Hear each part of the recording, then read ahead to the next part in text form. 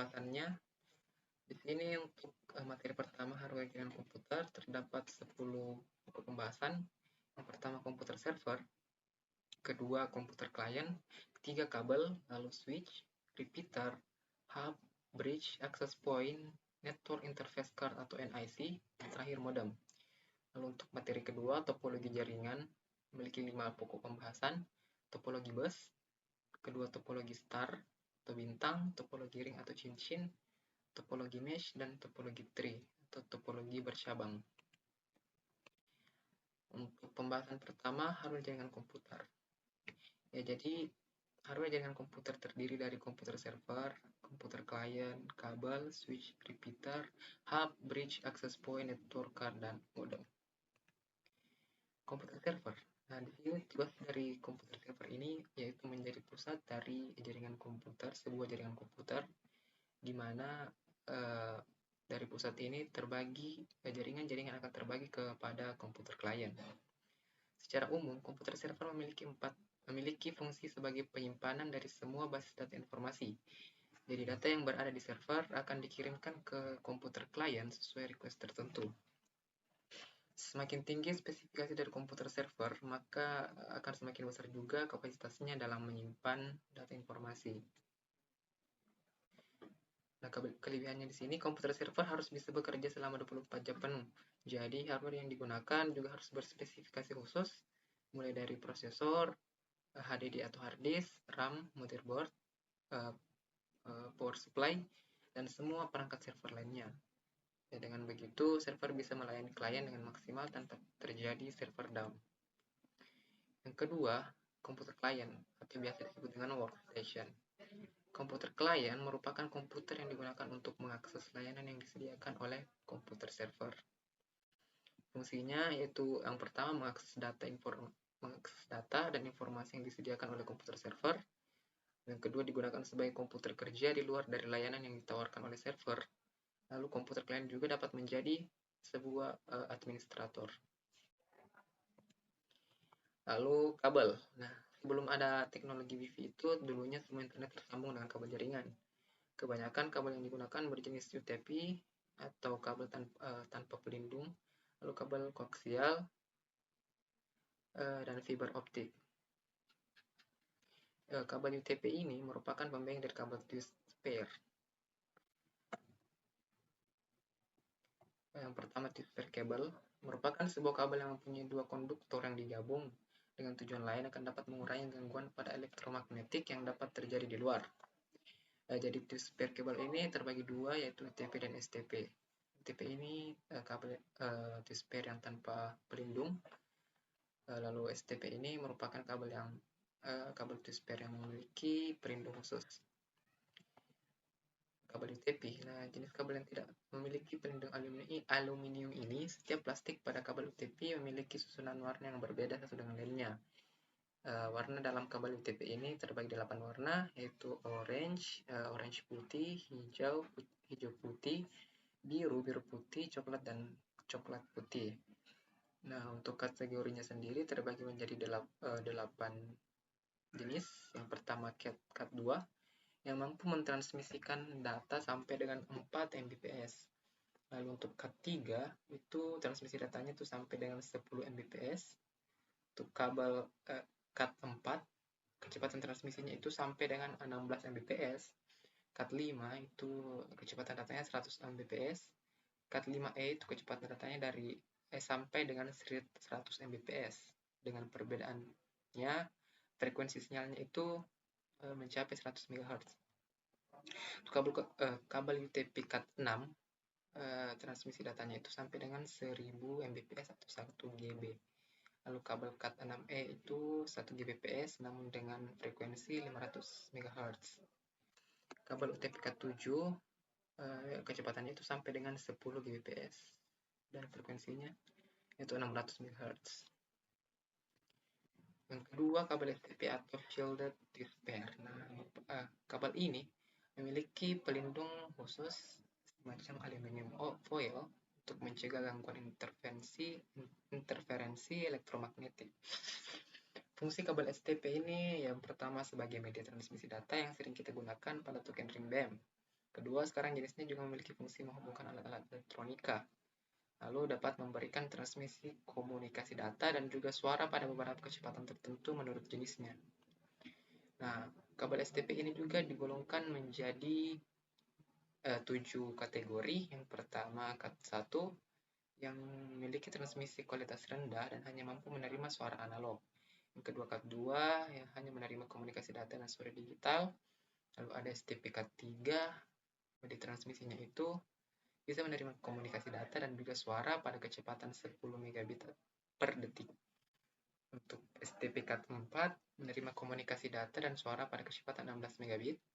Cat5 mampu menerima komunikasi data suara dengan kecepatan 100 megabit per detik. Pada Cat6 kualitas kabelnya memiliki kualitas yang paling tinggi. Lalu Cat7 kualitas premium dengan kecepatan transmisinya hingga 1 GB per detik. 1 Gbit per detik atau frekuensinya itu 1000 MHz. Jenis yang kedua itu kabel koaksial. Nah, kabel koaksial merupakan kabel yang mempunyai dua konduktor, yakni chopper pada bagian pusatnya yang terbuat dari tembaga bertekstur keras dan dilapisi dengan isolator. Fungsi dari kabel koaksial ini yang pertama untuk melakukan transmisi data kecepatan tinggi dan juga digunakan untuk membagi sinyal broadband atau sinyal frekuensi tinggi. Yang kedua, menghubungkan satu perangkat keras komputer dengan perangkat lainnya sehingga bisa mengalirkan data. Yang ketiga, digunakan sebagai media transmisi untuk topologi jaringan arsitektur, jenis bus, dan juga ring. Kelebihannya itu mempunyai tingkat keunggulan lebih tinggi pada proses transmisi meski dari segi jangkauannya itu terbatas. Kedua, harga kabel koaksial cukup terjangkau dibanding dengan kabel fiber optik. Ketiga, meski instalasi kabelnya rumit itu akan tetapi kabel ini peka terhadap isyarat. Namun kekurangan di sini yang pertama harus dipasang dengan baik dan terbilang rumit, khususnya untuk mempertimbangkan ukurannya. Yang kedua, biaya perawatannya itu terbilang mahal. Ketiga, kabel koaksial ini rentan pada perubahan temperatur dan suhu. Jadi jika terjadi perubahan suhu secara tiba-tiba, maka kabel koaksial ini akan rentan putus. Jadi jenis kabel koaksial ini juga terbagi menjadi dua jenis. Ada thicknet koaksial kabel yang dispesifikasikan berdasarkan standar IEEE 023/10-5 dengan diameter rata-rata itu 12 mm dan biasanya itu diberi warna kuning. Ciri-ciri thicknet ini yang pertama, setiap ujungnya harus diterminasi dengan terminator 50 ohm. Kedua, setiap kartu jaringan mempunyai kemampuan penguat sinyal. Ketiga, maksimum jarak antara segmen adalah 1500 meter dan setiap segmen diberi ground. Kedua, thicknet coaxial cable atau RG58. Kabel koaksial jenis ini banyak dipergunakan di kalangan radio amatir, terutama untuk transceivernya tidak memerlukan output daya yang besar. Ciri-ciri yang pertama, pada topologi bawah setiap ujung kabel diberi terminator 50 ohm.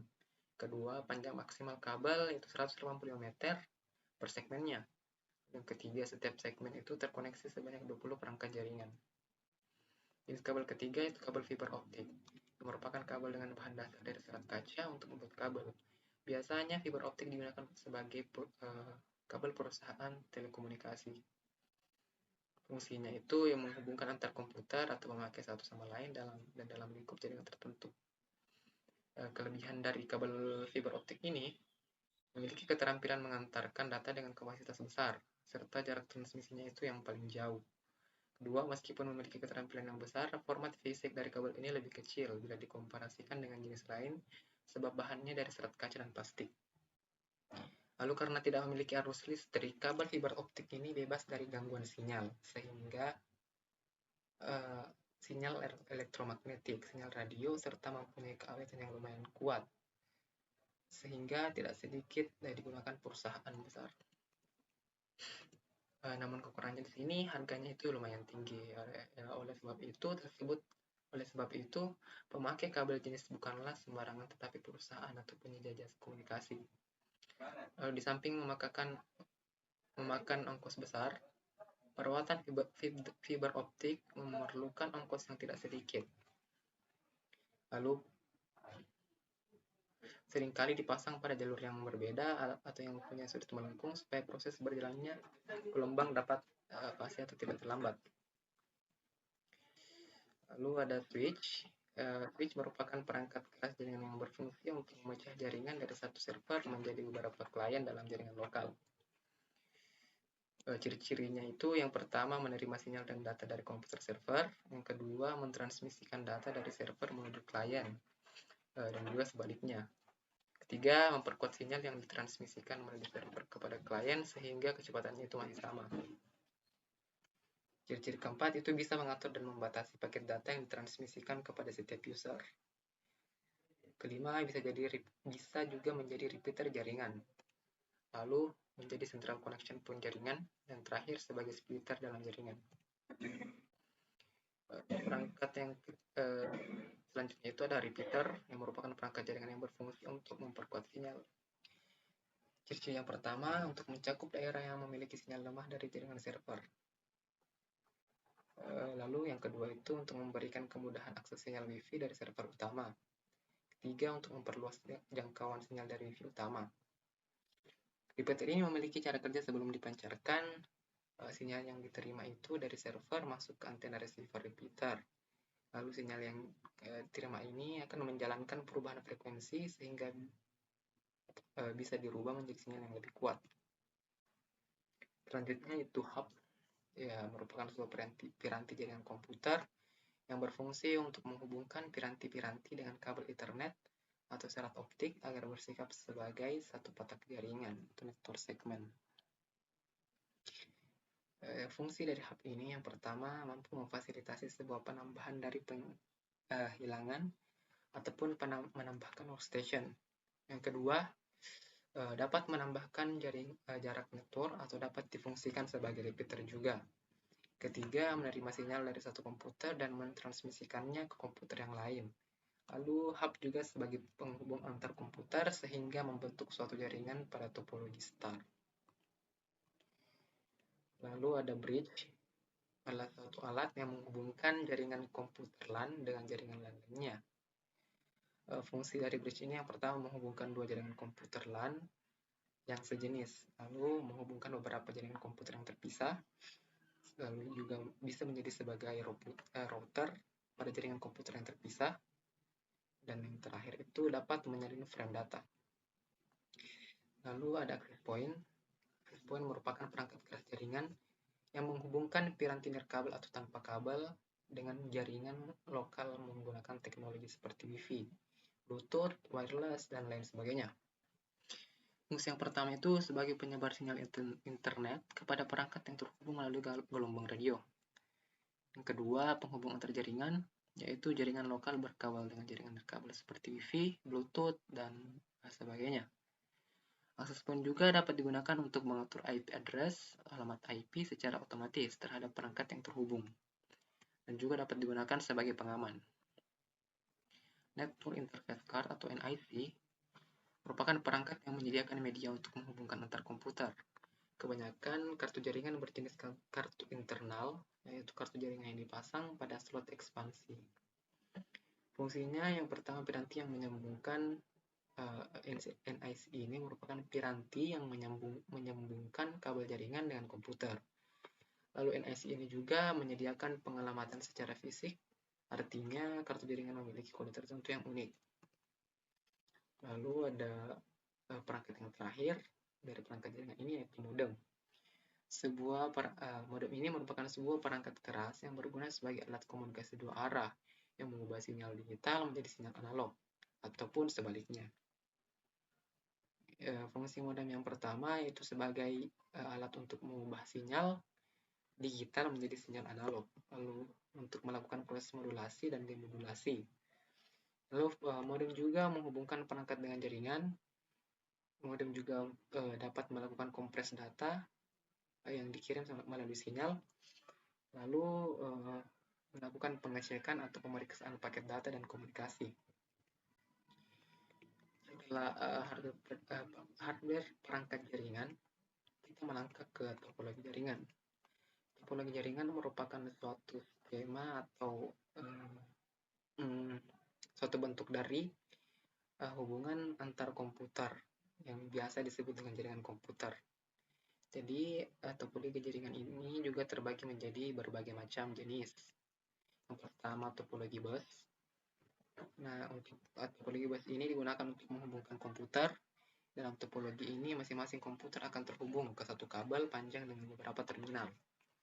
Dan pada akhir kabel harus diakhiri dengan satu terminator.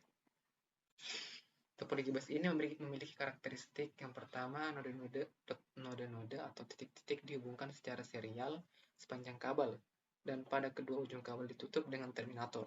Yang kedua, sangat sederhana dalam instalasi, lalu sangat ekonomis dalam biaya. Kelebihan yang diberikan topologi bus ini yaitu tidak memerlukan sumber daya kabel yang banyak. Biayanya juga lebih murah dan tidak terlalu rumit jika ingin menambahkan jangkauan jaringan. Namun kekurangannya di sini tidak cocok untuk trafik atau lalu lintas jaringan yang padat, lalu sangat sulit untuk melakukan troubleshoot pada bus atau mengantisipasi masalah, lalu lebih lambat dibandingkan dengan topologi yang lain. Kedua, topologi star itu biasa disebut dengan topologi berbintang. Jadi susunan pada topologi star ini sama dengan bintang yang biasa kita buat. Topologi ini memiliki node inti yang disambungkan ke node lainnya. Karakteristiknya itu setiap node berkomunikasi langsung dengan konsentrator atau hub. Lalu bila setiap paket data yang masuk ke konsentrator kemudian di-broadcast ke seluruh node yang terhubung sangat banyak, misalnya memakai 32 port, maka kinerjanya itu akan semakin turun. Lalu sangat mudah dikembangkan. Kelebihan dari topologi star ini yang pertama cukup mudah untuk mengubah dan menambah komputer ke dalam jaringan. Yang kedua, komputer yang mengalami kerusakan tidak akan memengaruhi jaringan. Lalu yang ketiga, kita dapat mengkreasikannya dengan menggunakan tipe-tipe kabel. Lalu kekurangan yang dimiliki, jika hub pusat mengalami kegagalan, maka akan berdampak ke jaringan. Yang kedua, membutuhkan banyak kabel. Ketiga, jumlah terminalnya itu terbatas. Ketiga, topologi ring atau topologi cincin digunakan dalam jaringan yang memiliki performance tinggi, jaringan yang membutuhkan bandwidth untuk fitur time sensitif seperti video dan audio. Atau ketika performance dibutuhkan saat komputer yang terhubung ke jaringan dalam jumlah yang banyak. Karakteristik dari topologi ring ini yaitu node-nodenya dihubungkan secara serial di sepanjang kabel dengan bentuk jaringan seperti lingkaran. Lalu yang kedua, sangat sederhana dalam layout seperti jenis topologi bus. Ketiga, paket datanya dapat mengalir dalam satu arah ke kiri ataupun ke kanan sehingga kolisi dapat dihindarkan. Kelebihan dari topologi ring ini yaitu data yang mengalir dalam satu arah sehingga terjadi kolisi yang dapat dihindarkan. Kedua, aliran datanya mengalir lebih cepat dan dapat melayani data yang datang dari kiri maupun dari kanan server. Lalu dapat melayani aliran lalu lintas data yang padat karena data dapat bergerak ke kiri ataupun ke kanan. Kekurangannya yaitu apabila ada satu komputer dalam ring yang gagal berfungsi, maka akan memengaruhi keseluruhan jaringan. Yang juga menambah atau mengurangi komputer akan mengacaukan jaringan. Lalu sulit untuk melakukan konfigurasi ulang. Lalu selanjutnya ada topologi mesh. Jadi topologi mesh ini akan membentuk hubungan perangkat di mana setiap perangkatnya itu terhubung secara langsung ke perangkat lainnya yang berada dalam jaringan. Jadi komputer yang berada dalam lingkup topologi mesh ini akan berhubungan satu sama lain, tidak terkecuali. Lalu karakteristiknya itu topologi mesh memiliki hubungan yang berlebihan antara peralatan yang ada. Kedua, susunannya itu di dalam jaringan saling terhubung satu sama lain. Lalu jika jumlah peralatan yang terhubung sangat banyak, tentunya ini akan sangat sulit sekali untuk dikendalikan dibandingkan hanya sedikit peralatan saja yang terhubung. Kelebihannya, keuntungan utama dari penggunaan topologi mesh adalah fault tolerance. Kedua, terjaminnya kapasitas channel komunikasi karena memiliki hubungan yang berlebih. Lalu relatif lebih mudah untuk dilakukan troubleshoot atau mengantisipasi masalah. Namun kekurangannya sulitnya pada saat melakukan instalasi dan melakukan konfigurasi ulang. Saat jumlah komputer dan peralatan-peralatan yang terhubung semakin meningkat jumlahnya atau semakin banyak. Yang kedua, biaya yang besar untuk memelihara hubungan yang berlebih. Terakhir, topologi tree atau topologi bercabang. Topologi tree ini merupakan gabungan dari beberapa topologi star yang dihubungkan dengan topologi bus. Kelebihannya di sini mudah menemukan suatu kesalahan dan juga mudah melakukan perubahan jaringan jika diperlukan. Namun, menggunakan banyak kabel sering terjadi tabrakan dan lambat. Jika terjadi kesalahan pada jaringan tingkat tinggi, maka jaringan tingkat rendah akan ikut terganggu. Ya, itu saja penyampaian materi yang saya sampaikan mengenai hardware perangkat jaringan dan jenis topologi jaringan. Kurang lebihnya mohon dimaafkan. Wassalamualaikum warahmatullahi wabarakatuh.